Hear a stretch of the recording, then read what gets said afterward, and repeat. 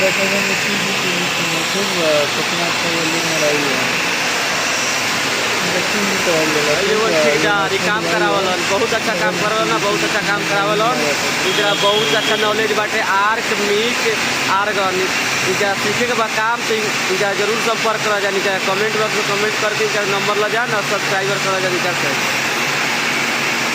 देखा कितना अच्छा बिल्डिंग मरवा होता है खड़ा होकर, इतना अच्छा कोई बिल्डिंग ना मारता वाला।